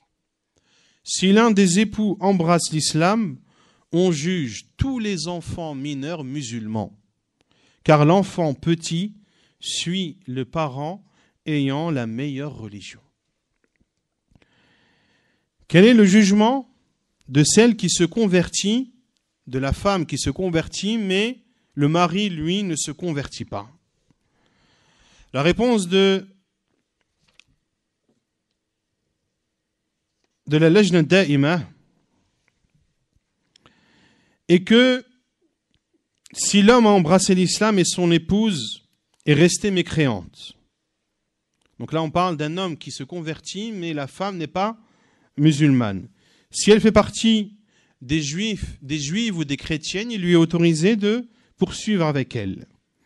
Par contre, si elle ne fait pas partie des gens du livre, il ne lui est pas permis de poursuivre avec elles. Et la parole d'Allah Azza wa Jal est claire à ce sujet. Si c'est l'épouse qui embrasse l'islam et que son époux demeure mécréant, elle lui est illicite. Allah Azza wa Jal dit sur le sens, « Ô vous qui avez cru, quand les croyantes viennent à vous en émigrer, éprouvez-les. Allah connaît mieux leur foi.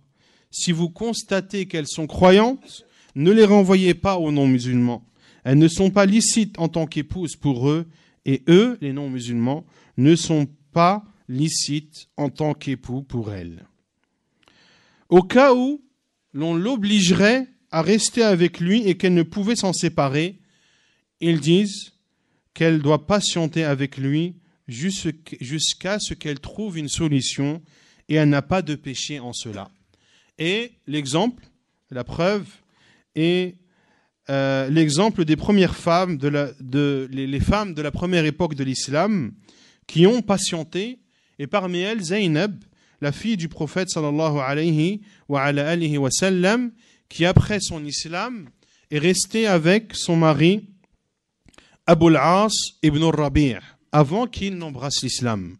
Le prophète alayhi salatu wa sallam n'a pas pu les séparer et elle a par la suite rejoint le prophète sallallahu alayhi wa sallam et a quitté son époux. Ensuite, le prophète sallallahu alayhi wa sallam la lui a rendue après qu'il ait embrassé l'islam. Et dans une autre fatwa de la Lajna Da'imah, la femme qui se convertit doit informer de sa conversion à l'islam. Elle doit informer son mari et lui dire que l'islam la rend illicite pour lui jusqu'à ce qu'il se convertisse. S'il se convertit au moment où elle observe le délai de viduité, ou au moment où elle observe le délai de viduité de 3 menstrues, elle demeure son épouse. Donc lorsqu'une femme se convertit et qu'elle se sépare de son mari, elle doit observer une période de viduité de 3 menstrues. Si il se convertit pendant cette période, eh bien, elle retourne avec lui sans avoir besoin de faire un autre contrat de mariage. S'il se convertit après l'expiration de son délai de viduité, alors il doit renouer le mariage avec elle par un nouveau mariage avec ses conditions établies, si bien sûr la femme le désire. Est-ce qu'il y a héritage entre un musulman et un non-musulman? La réponse de la Lajna, le musulman n'hérite pas du non-musulman et le non-musulman n'hérite pas du musulman. Comme l'a dit le prophète sallallahu alayhi wa sallam, le musulman n'hérite pas du non-musulman, ni le non-musulman du musulman. Et il cite un point important quant à l'acceptation par les enfants de confession musulmane. L'acceptation de cadeaux, de dons ou de legs testamentaires de leurs parents non musulmans, cela est permis. Ce qui est interdit, c'est l'héritage. Par contre, si une personne se convertit à l'islam et son père non musulman ou sa mère non musulmane décide de lui donner, par exemple, un appartement, de lui donner une maison, de lui donner une somme d'argent, a-t-elle le droit de le prendre? La réponse est oui, car cela est un don, ce n'est pas un héritage. Pareil pour les testaments. Si son père non musulman écrit dans son testament « Je donne ma voiture à ma fille », sa fille est convertie à l'islam. Il le cite dans son testament. Est-ce que le testament, c'est l'héritage? Qu'est-ce que l'héritage? L'héritage, c'est ce qui reste après avoir payé les frais des funérailles, après avoir remboursé les dettes, après avoir mis à exécution le testament. Lorsque toutes ces choses sont accomplies, ce qui reste se partage entre les héritiers. Et c'est ce qu'on appelle l'héritage. Il faut donc différencier entre al-wasiyya et al-irth. Al-wasiyya, c'est le testament. C'est pour ça que le prophète sallallahu alayhi wa sallam a dit la wasiyyata li warith. Point de testament pour l'héritier. Tu n'as pas le droit de faire un testament à ton héritier. Pourquoi? Car ton héritier a déjà sa part prédéfinie dans le Coran. D'accord? Et lorsque tu fais un testament, tu n'as pas le droit de tester plus du tiers de ce que tu possèdes. Comme l'a dit le prophète sallallahu alayhi wa sallam, et le tiers est déjà beaucoup. Et le prophète sallallahu alayhi wa sallam a justifié cela en disant le fait de le laisser à tes héritiers est meilleur que d'en faire des pauvres qui seront amenés à tendre la main. Donc, le converti a le droit d'accepter les dons de son père, sa mère ou autres non-musulmans. De même que ce qui est stipulé dans le testament de son père ou de sa mère non-musulman, il lui est autorisé de le percevoir. Quant à l'héritage, cela non. Une femme qui se convertit, qui est son tuteur? La réponse de la Lajna Da'ima: lorsque la femme n'a pas de tuteur musulman, proche ou lointain, c'est le président du centre islamique chez vous qui prendra en charge le contrat de mariage. Car il a le jugement du tuteur concernant ces personnes, concernant ces femmes converties. Car le prophète sallallahu alayhi wa sallam a dit As-sultanu waliyyu man la waliyya lah. Le gouverneur est le tuteur de celui qui n'a pas de tuteur. Et le président du centre islamique est celui qui a un pouvoir dans sa région, car il n'y a pas de juge musulman à cet endroit. Ainsi, les responsables des centres islamiques doivent prendre leurs responsabilités. Combien de femmes sollicitent et sont à la recherche de tuteurs musulmans? Et beaucoup se trouvent face à des refus. Et cela n'est pas correct. Les fatawas des savants sont présentes que dans un pays non musulman, lorsque la femme qui se convertit n'a pas de tuteur musulman, ce sont les responsables des centres islamiques qui se doivent de prendre leurs responsabilités. Sinon, comment cette femme va se marier? Qui sera son tuteur? Et le tuteur, c'est celui qui s'assurera de la légitimité et de la fiabilité de celui qui se présente à cette femme. Lorsqu'il donne son accord, il ne va pas donner son accord à une personne qu'il ne connaît pas. Et certains y vont avec cette pensée-là. Moi, on m'a demandé d'être tuteur, je suis tuteur. Je veux marier un tel, ok, je te marie un tel, c'est bon, salam alaikum, alaikum salam. Non, tu es tuteur de cette femme, de cette convertie. Tu la maries à une personne que tu ne connais pas. Ça peut être un charlatan, ça peut être de ce genre de personnes qui s'amusent avec les femmes, etc., etc. Non, il y a une responsabilité à prendre. Et le tuteur, ici, dans ce cas, prend la responsabilité du mariage. Certains pensent que le tuteur a le droit de rencontrer la femme, que la femme a le droit de se découvrir devant lui, que si elle a un problème, elle l'appelle directement, etc. Non. Le tuteur, le président du centre islamique, représente le tuteur concernant le mariage, et uniquement le mariage. Est-ce qu'il est autorisé à un musulman de rendre visite à un malade non musulman? La réponse est oui. Et le hadith que l'on a cité tout à l'heure, lorsque le prophète sallallahu alayhi wa sallam a rendu visite à cet enfant juif. Est-ce qu'il est autorisé à un musulman d'offrir un cadeau à un non-musulman ou de percevoir un cadeau d'un non-musulman? Et ici, il y a plusieurs fatwas. Et je vais vous citer la deuxième qui englobe un certain nombre de choses. C'est une fatwa de la Lajna Da'ima, la fatwa 11-754, où les savants de la Lajna Da'ima disent qu'il est permis d'offrir aux mécréants une partie du sacrifice rituel, ici c'est l'udhiya, ou celui de la aqiqa, du nouveau-né, et ceci afin de faire preuve de bienveillance à l'égard du voisin et de s'acquitter des droits du voisinage reconnus par l'islam. Ainsi, il est autorisé de donner de la viande de al-udhiya, le sacrifice de l'Eid, ou de al-aqiqa, la bête sacrifiée lorsqu'Allah Azza wa Jal te fait don d'un enfant, qu'il est autorisé d'offrir une partie à tes proches non musulmans si tu es converti, ou à des voisins non musulmans si tu es converti ou non. Celui qui se convertit et qui a en sa possession de l'argent interdit, que doit-il faire? Les savants de la Lajna Da'ima répondent dans la fatwa 17-983, celui qui se convertit et qui a en sa possession de l'argent issu d'origine interdite, cela est sa propriété.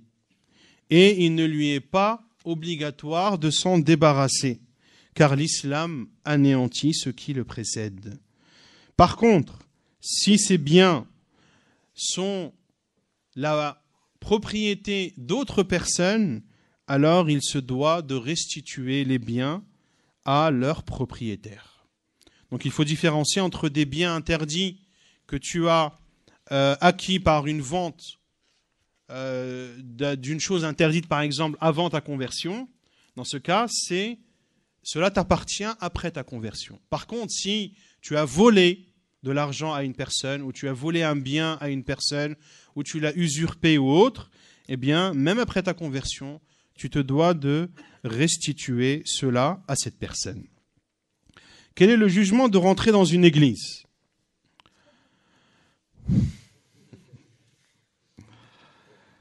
La question qui a été posée à Lajna Da'ima, qui a été demandé à une personne de se rendre dans une église et qu'il a refusé. Lui est-il autorisé de se rendre avec eux à l'église afin de montrer le caractère indulgent de l'islam et que c'est une religion qui réunit, afin de pouvoir par la suite appeler ces gens à l'islam? La réponse est, si le fait que tu partes avec eux à l'église est pour la seule raison de montrer le caractère indulgent de l'islam, cela n'est pas autorisé. Par contre, si tu te rends à l'église pour les appeler à l'islam et que tu ne participes pas à leurs adorations et que tu ne crains pas que leur croyance ait une influence sur toi, alors cela t'est autorisé.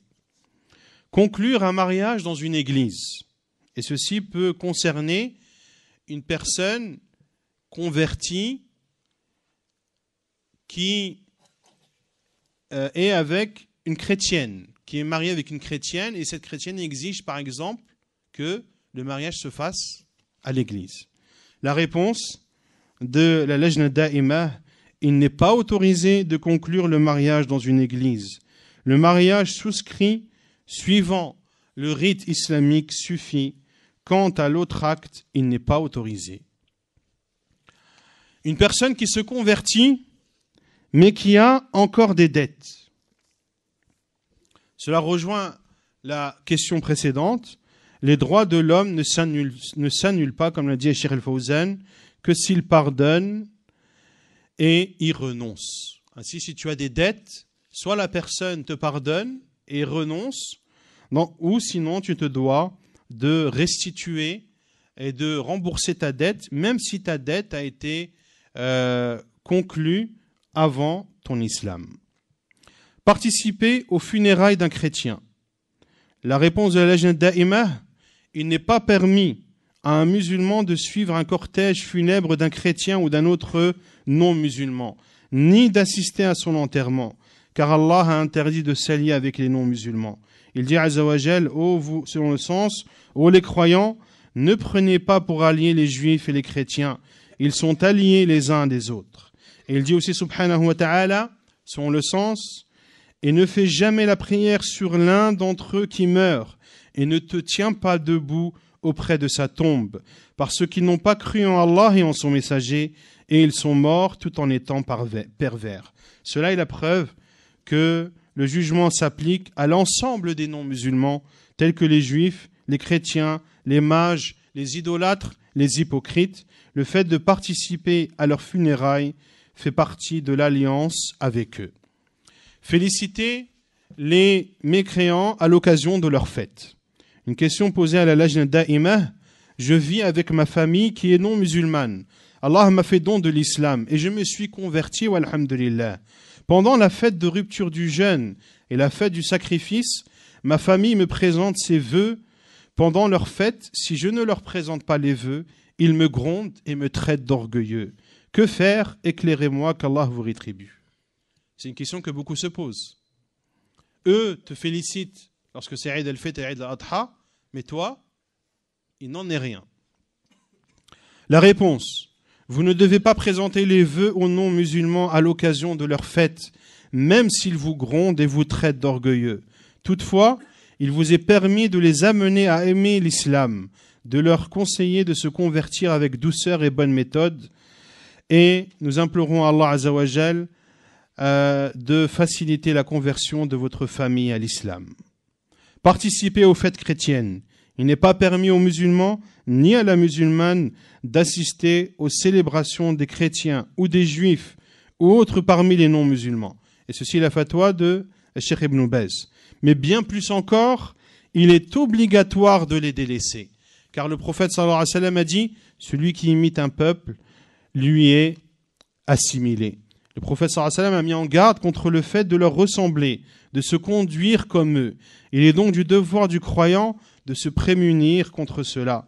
Et il est interdit d'y prendre part et d'aider ses participants, ou d'y contribuer d'une manière quelconque, comme en offrant du thé, du café, de la vaisselle ou autre chose, car Allah Azza wa Jal dit « Entraidez-vous dans l'accomplissement des bonnes œuvres et de la piété, et ne vous entraidez pas dans le péché et la transgression, et craignez Allah, car Allah est certes dur en punition. » Quel est le jugement de posséder l'évangile? Et je terminerai par cette fatwa de Cheikh Ibn Uthaymin, rahimahullah ta'ala. Il n'est pas permis de posséder un quelconque livre antérieur au Coran, tel que l'évangile, la Torah ou autre, pour deux raisons. La première, toutes les choses bénéfiques qui y sont citées, Allah Azza wa Jal les a également mentionnées dans le Coran. Deuxièmement, il y a dans le Coran ce qui nous permet de nous dispenser de tous ces livres, puisqu'Allah Azza wa Jal dit « Il a fait descendre sur toi le livre avec la vérité, confirmant les livres descendus avant lui. » Ainsi, le bien que contiennent ces livres qui ont précédé le Coran se trouve dans le Coran. Quant aux propos formulés par celui qui pose la question disant qu'il désirait connaître les paroles d'Allah adressées à son messager et son serviteur Isa alayhi salam, la réponse est que ce qu'il y a de bon pour nous à savoir se trouve dans le Coran. Il n'est donc pas nécessaire de le rechercher ailleurs. De plus, l'évangile est falsifié. La preuve de cela est qu'il se compose, sous sa forme actuelle, de 4 évangiles qui se contredisent les uns les autres. Ils ne forment pas un seul et même évangile. On ne peut par conséquent pas s'y référer. Néanmoins, l'étudiant en sciences, celui qui a la possibilité, celui qui a la connaissance qui lui permet de différencier le vrai du faux, peut les étudier afin de réfuter ce qu'ils contiennent comme choses erronées et de confondre ceux qui s'en réclament. Voici les quelques conseils et quelques réponses aux questions que se posent beaucoup de convertis, hommes et femmes, à l'islam, en espérant que cela soit bénéfique, incha'Allah ta'ala.